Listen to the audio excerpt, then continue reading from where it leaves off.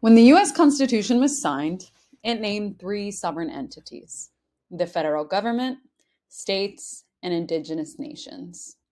Despite the ongoing project of American settler colonialism, the Indigenous Nations Acknowledgement allows, in theory, any tribal government to negotiate treaty rights with the United States, and these negotiations, quote, shall be the supreme law of the land. Unfortunately, states and federal government have historically ignored Article 6's mandate in acknowledging Indigenous peoples' treaty rights, but these treaties have been integral as tribes have successfully fought back. In the 1850s, Isaac Stevens served as the settler representative in what was claimed as the Washington Territory, now known as Washington State. He was supposed to secure land rights from the indigenous nations of the area and hurriedly signed a series of treaties stating that tribes would sign over their land in exchange for a permanent guarantee to fish. Like nearly every other treaty signed with indigenous nations, these treaties were roundly broken when they were seen as inconvenient to states' progress. The federal government's treaty termination policy of the mid-20th century opened the door for a series of laws to be passed in Washington and other Western states that banned indigenous nations from accessing their sacred foodways.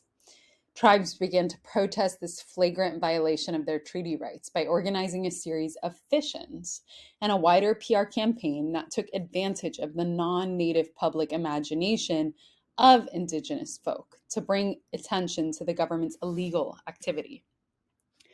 The survival of the American Indian Society and the explicitly non-integrationist National Indian Youth Council were some of the organizations at the forefront. Some folks took up the tactic of civil disobedience by going to go fish without permits and were arrested for doing so, while others guarded their fishing boats openly with arms. Meanwhile, in partnership with civil rights organizations like the NAACP and ACLU, Northwestern nations successfully pressured the federal government to sue the state of Washington to restore fishing treaty rights.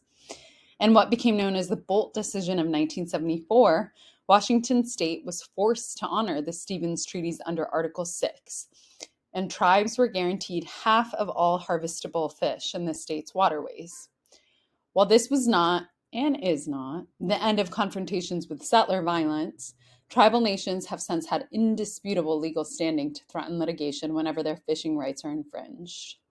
The approach of grassroots movement, civil disobedience, armed resistance, savvy PR, and a robust legal strategy makes this movement a rich one for abolitionists today to study and draw inspiration from.